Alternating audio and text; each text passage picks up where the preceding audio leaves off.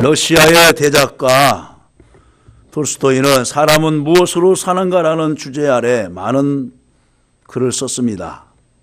특히 그는 바보 이반에 대해서 여러 가지 이야기를 남겼는데 그 소설에서 톨스토이는 사람은 항상 사랑으로 사는 것이라는 결론을 내렸습니다. 사랑 누가 말했나? 뭐 가수의 노래 제목도 있잖아요. 또 사랑이란 말은 들어도 또 억만 번 천만 번 들어도 듣고 싶은 말이라고 가사 가운데도 있습니다. 만약에 여러분들 사람이 살아가는 데 있어서 사랑이라는 말이 없어진다고 한다면은 인생은 더 이상 의미를 찾을 수 없는 상태로 갈 것입니다. 오늘 우리가 살아가는 데 속에 사랑이라는 말은 너무 난무하지만은 또 반면에 참 사랑의 가치와 의미는 점점 상실해 가고 있습니다. 오늘 본문에서 바울이 강조하는 것은 아무리 많은 문제가 교회 속에 있다 하더라도 하나님께로부터 오는 참된 사랑이 있으면 그 모든 것이 다 해결될 수 있다는 것입니다. 당시에 고린도 교회는 은사 문제로 자기가 받은 은사가 최고인 양 내세우면서 분쟁까지 일어나게 되는 상황이었습니다. 그런데 결국 고린도 교회를 잠잠케 할 수 있었고 모든 것을 해결할 수 있었던 것은 무엇이냐? 사랑이었습니다. 왜냐하면 사랑은 하나님께서 이 세상을 지으신 원리이며 또한 세상을 다스리는 근본 원리이기 때문에 그렇습니다. 영적 은사의 문제 앞에서 분쟁과 반목을 일삼던 고린도 교인들에게 은사의 근원과 목적을 논의하던 바울은 이제 13장 본장에서 영적 은사와 관련하여 가장 좋은 길을 보이고 있으니 그 사랑의 은사입니다. 12장 마지막 절에서부터는 뭐라고 하느냐? 너희도 더 큰 은사를 사모하라. 내가 또한 가장 좋은 길을 너희에게 보이리라. 여러 가지 은사에 대해서 얘기하면서 너희는 가장 큰 은사를 사모하라. 12장을 결론 지으면서 13장에서 사랑의 정의와 함께 사랑이 무엇인가를 저희들에게 가르쳐주고 있는 것입니다. 신약의 황금장이라고 볼 수 있는 13장을 상고하기 위하여 먼저 13장을 저술하게 된 동기가 있습니다. 당시에 교인들은 헬라 사상의 영향으로 영을 숭배하고 있었으며 더구나 많은 이들이 성령을 받았다고 하면서 열광주의에 빠져 자칭 영의 사람이라고 내세우는 경향이 있었는데 정작 생활 가운데서는 삶 가운데서는 사랑이 없었다는 것입니다. 또한 그들은 여러 가지 서로 다른 은사에 대해서 각각 상대적 중요성을 둠으로써 혼란을 겪고 있었습니다. 내가 방언사 받았는데 방언사가 최고야. 또 다른 사람 아니야 내가 예언은사를 받았는데 예언은사가 최고야. 아 내가 병 고치는 신의은사를 받았는데 신의은사가 최고야. 하면서 도토리 기재기식으로 자기의 은사를 저울질하면서 최고인 양 교회에서 큰 소리 내고 있는 그런 상황이었습니다. 이에 대해 바울은 가장 근본적이고 소중한 사랑의 은사를 제시함으로써 영적 무지한 고린도 교인들에게 환상과 교만을 여지없이 무너뜨리고 있습니다. 또한 분쟁을 일삼는 고린도 교인들에게 무엇보다도 절실하게 필요한 것은 바로 사랑의 은사인 것입니다. 교회에서나 가정에서나 사회에서나 인간관계에 있어서 사랑 하나면은 다 해결되는 것입니다. 오늘과 같은 세상에서 하나님께서 의도하시는 사랑이 어떠한 것인지를 알아보는 일은 참으로 유익한 일일 것입니다. 이제 본문을 생각해 보면서 사랑의 기준에 대해서 함께 생각해 보기를 주님의 이름으로 간절히 축원합니다. 첫 번째로 사랑의 우월성입니다. 13장 1절에서 3절 말씀까지 해서는 사랑의 위대성에 대해서 가르쳐 줍니다. 이때 당시에 사람들이 사람의 방언, 그러니까 이 방언은 여러 지역 나라의 말을 했다는 것입니다. 각 지역에서. 여러 나라의 말과 천사의 말을 할지라도 얼마나 입에서 정말로 은구슬에 은쟁반에 구슬이 내려지면 얼마나 그 아름답지 않아요? 그래서 상황에 맞게 아름다운 말을 하고 시인이 쓴 시를 빗대어서 말하기도 하고 하면서 천사의 말을 해요. 그런데 뭐냐? 정작 사랑이 없으면은 소리나는 구리와 울리는 꽹과리가 된다 그랬어요. 진과 꽹과리라고 생각하면 돼요. 아무리 소리를 나타내끔 할지라도 아무 소용이 없다는 것입니다. 본문에서 바울은 사랑의 절대적 우월성과 필요 불가결성을 강조하고 있으며 사랑의 실천적 측면을 시적으로 묘사하고 있습니다. 앞장에서 바울은 하나님께서 인간에게 여러 은사를 주셨다는 설명을 했습니다. 그러나 바울의 가르침은 능력을 구하라는 데서 끝나지 않고 길을 제시하고 있고 그 길을 추구하라고 강력히 촉구하고 있으니 길이란 능력을 구하고 발휘하는 동기요 정신이라고 할 수 있습니다. 능력은 외적인 것이나 사랑은 내면적인 것이며 사랑은 능력에 생명을 부여하는 것입니다. 만약에 의사가 인술만을 자랑하면서 돈을 벌 수가 있지만은 그 생명을 소중히 여기지 아니하면은 결국 그 의사는 나중에 훌륭한 의사가 될 수가 없습니다. 왜 그러느냐? 우리 한국 초대교회사에 있어서 1903년이 원산 부흥운동이 일어났었는데 토론토에서 캐나다 토론토 대학을 훌륭하게 공부하고 졸업한 하디 선교사라는 사람이 교단의 파송으로 한국에 선교사로 파송되어 왔습니다. 자기는 좋은 대학교의 대학생이었고 졸업을 했고 그래도 당시에 최고의 학부에서 의사 면허를 따고서 한국 사회에 왔는데 한국 사람들이 너무나 무식하잖아요. 모르고. 그러니까 거리감을 두고서 환자를 진찰하려고 한 의료 선교지만은 살살 막혀 온 거예요. 그러니까 그 하디 의료 선교사한테 의료진들이 의료를 받으러 진찰을 받으러 안 가는 겁니다. 그러니까 정작 선교사의 사명이 이루지 못한 거예요. 사람들이 많이 와서 치유받고 복음을 전해받고 해야 되는데 사람들 입으로 무슨 말이 전해지느냐. 저 하디 선교사 앞에 가면 찬바람이 불어. 병원 선교를 위해서 사무소를 개설했는데 사람이 안 오는 거예요. 이때 하나님 앞에 이 하디 선교가 혼쭐을 납니다. 야, 하디 선교사야, 네가 의사냐? 사랑 없는 의사가 과연 의사냐? 그러면 하나님 앞에 책망을 받습니다. 그리고서 하나님 말씀을 깨달으면서 요한 1서를 읽어가면서 깨달으면서 하나님 앞에 진실되게 회개를 하는 거예요. 하나님, 제가 사랑 없이 의술을 폈습니다. 사랑 없이 인술을 폈습니다. 이것도 제가 하나님 앞에 선교사라고 이름만 뿐인 선교사 활동을 해왔습니다. 하나님 용서하여 주시옵소서 하면서 하나님 앞에 통회하고 자복합니다. 그러면서 이제 마음이 영혼을 사랑하는 마음이 생겼어요. 조선 사람을 보니까 너무나 불쌍한 거예요. 헐벗고 굶주리고 아프면 어디 병원도 없고 그냥 끙끙 앓다가 죽어갑니다. 홍역을 앓다가 죽어가고 장티푸스를 앓다가 죽어가고 발진을 앓다가 죽어가고 그러니 얼마나 불쌍하겠어요.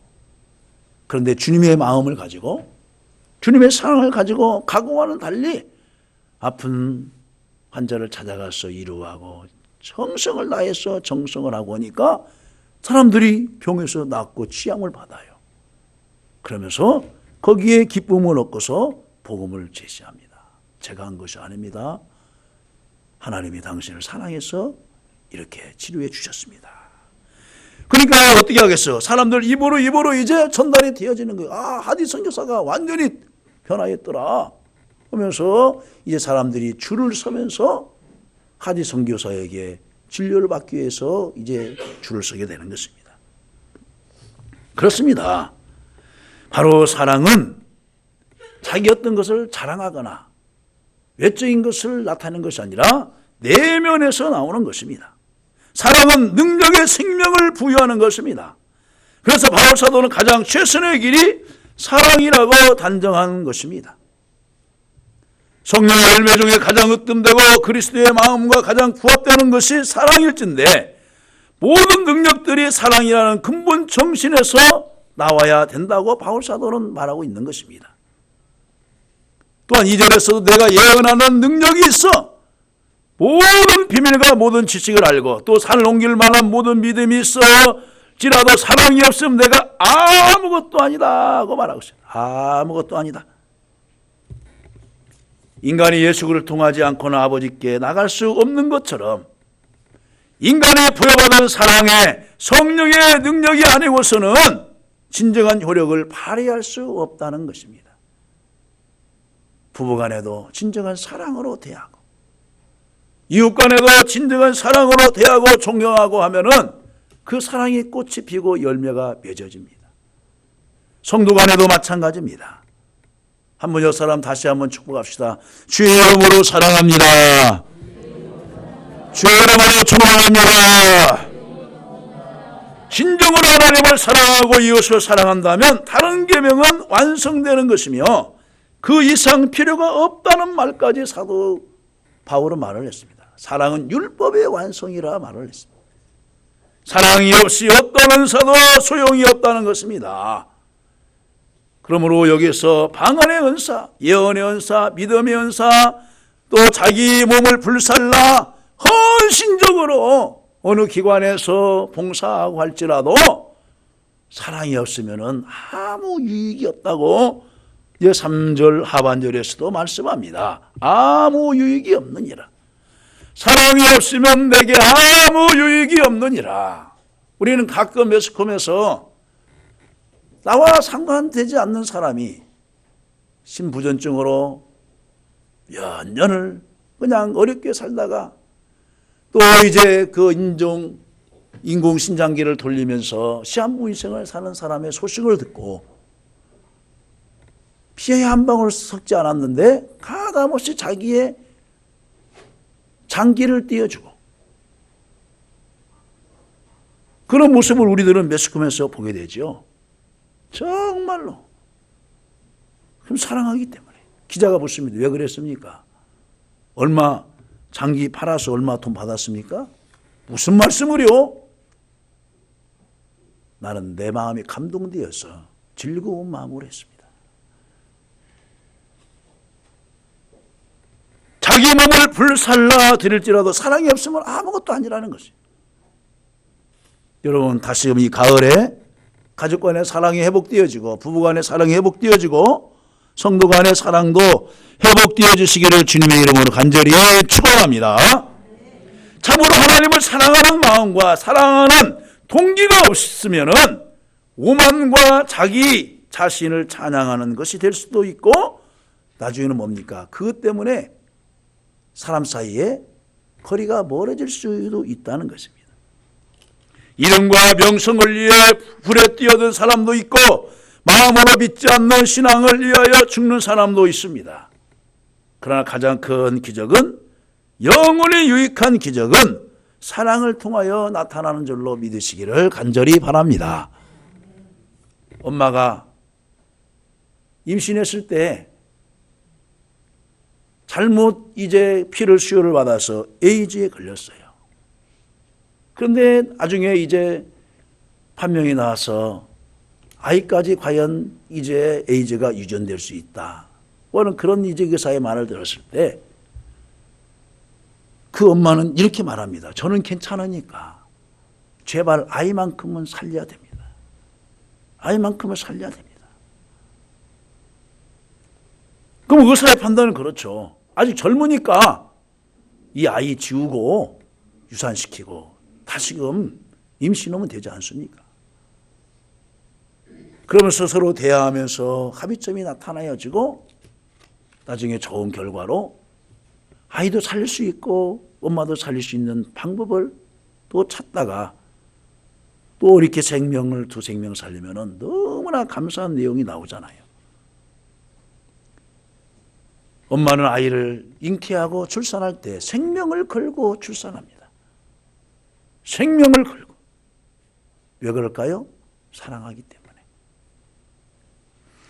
두 번째로 이제 13장 4절에 7절 말씀은 사랑의 성격에 대해서 말씀해 주고 있습니다. 바울은 지금까지 사랑의 불가결성에 대하여 역설하였습니다.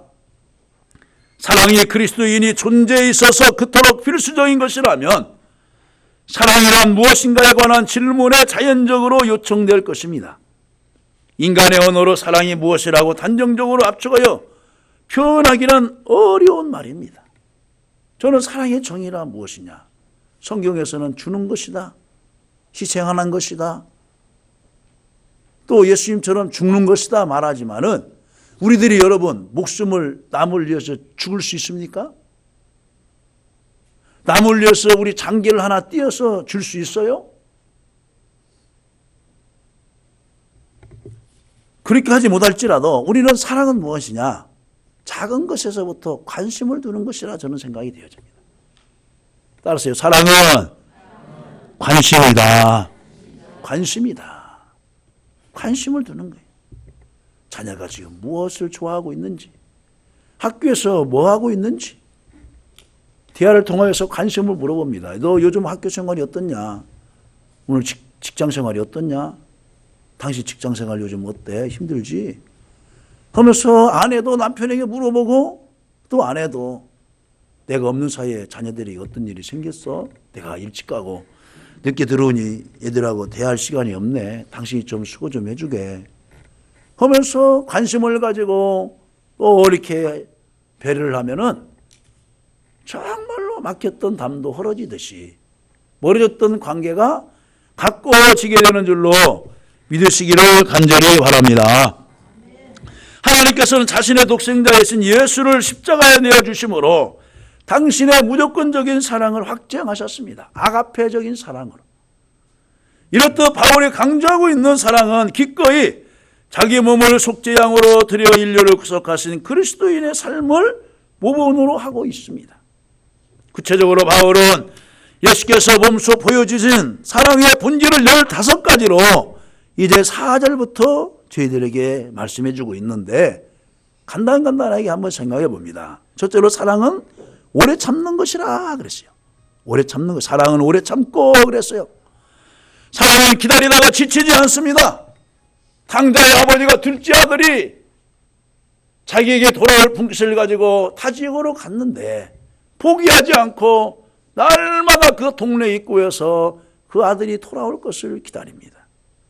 사랑은 감정에 의해 처리하지 않고 오래 참습니다.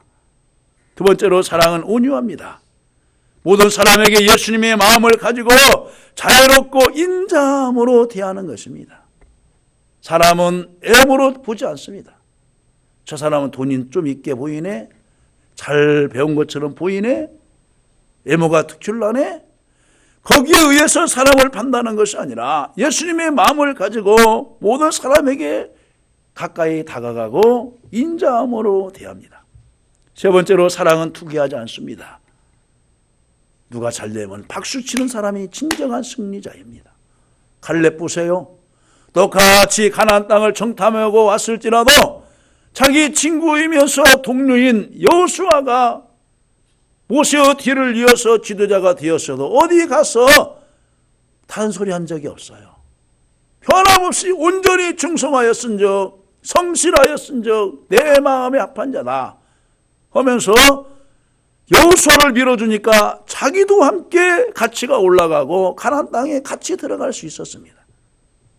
교회 안에서도 여러분 투기는 질투는 절대로 하나님이 싫어하시는 것입니다. 잘한 사람 박수해주고 격려해주고 더 잘할 수 있는 분위기를 만들어주시기를 간절히 바랍니다. 네 번째로 사랑은 자랑하지 않습니다. 주 안에서 자랑하라 그랬어요. 자기가 하는 일을 놓고 자랑하지 않습니다. 예수님을 높여드립니다. 상대방을 더 높여드리는 거예요. 부하 직원을 높여주는 거예요. 상관을 높여드리는 거예요. 다섯 번째로 사랑은 교만하지 않습니다.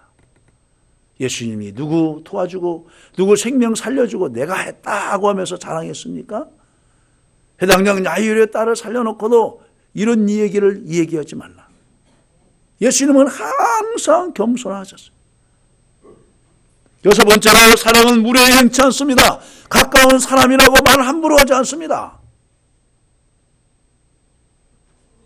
제가 전도사 때 부교육자로 있었는데 그 장로님이 나이는 이제 드셨죠.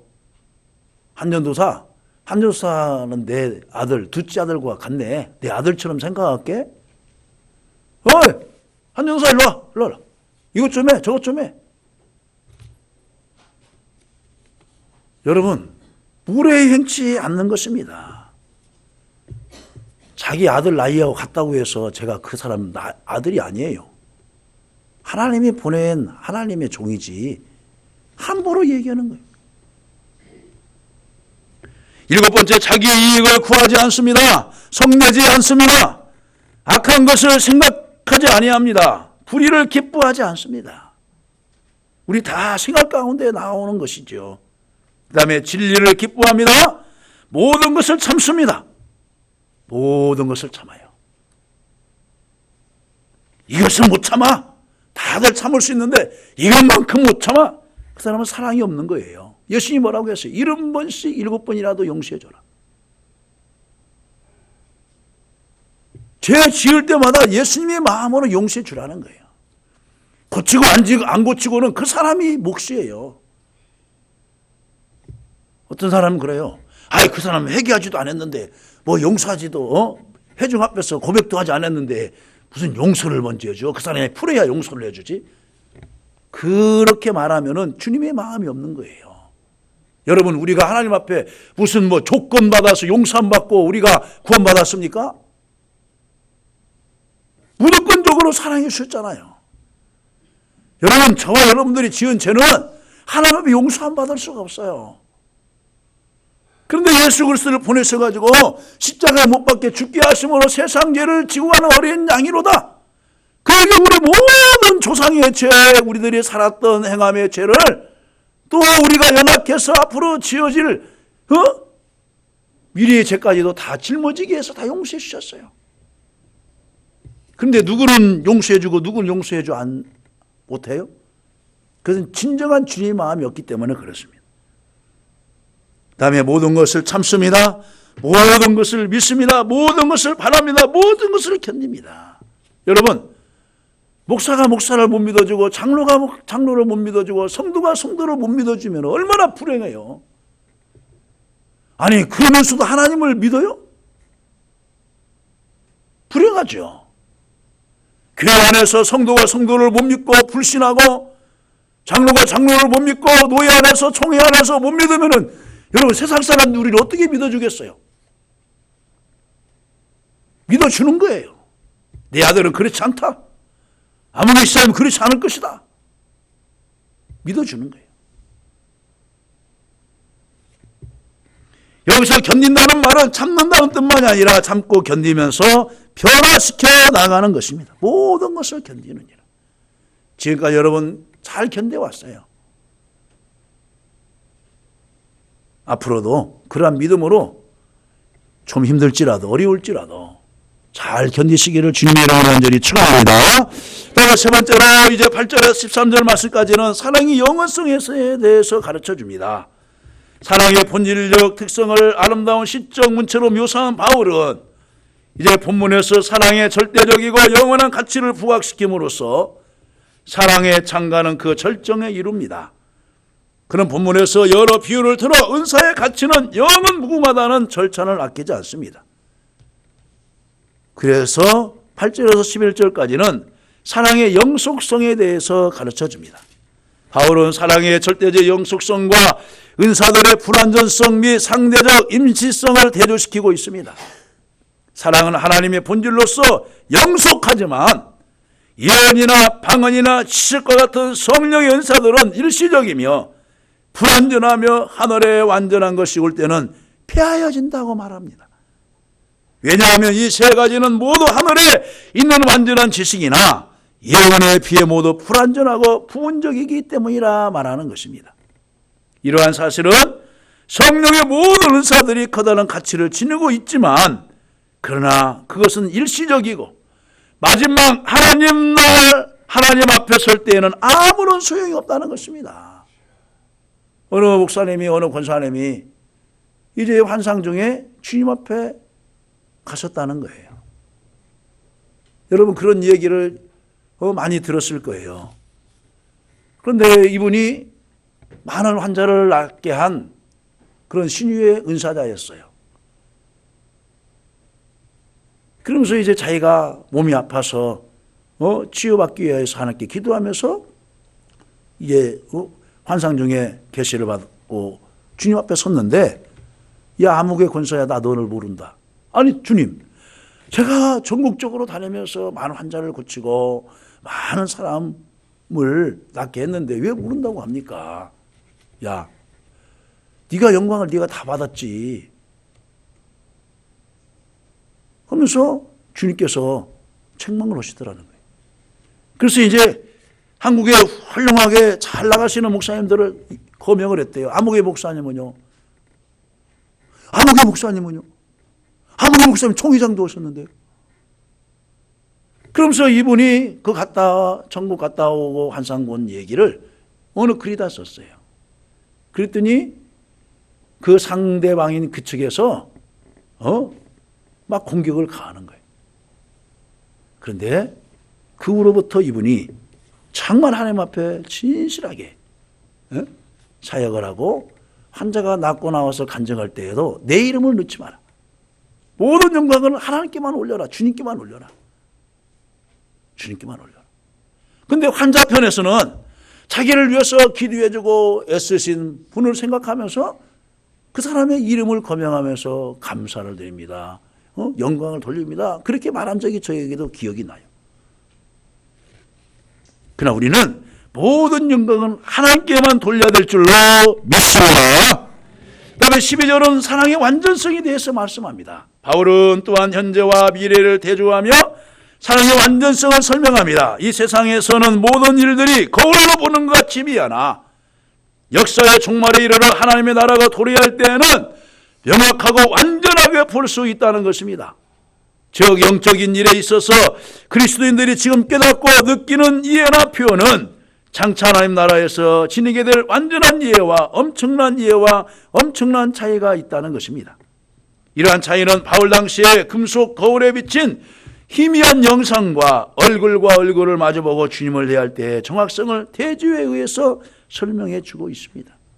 여러분, 우리는 조그마한 지식으로 성경을 판단해요. 내가 그동안 배웠던 조그만 경험을 가지고 남을 판단해요. 어느 때는 정죄를 해요. 남의 헛소문만 듣고서 그 사람을 구성텅이나 놓아요. 성경에서 말하잖아요. 희미하다. 희미한 것이다. 내가 알고 있는 것 희미한 것이다. 내가 보고 있는 것 희미한 것이다. 네가 깨닫고 경험했던 것도 희미한 것이다. 확실하게 알 수 있는 분은 누구십니까? 예수님 외에는 없어요. 다음에 세 번째로 13절에서는 사랑의 이대성을 말씀해 줍니다. 바울은 이제 사랑의 이대성을 역설함으로써 그의 사랑 논증을 표합니다.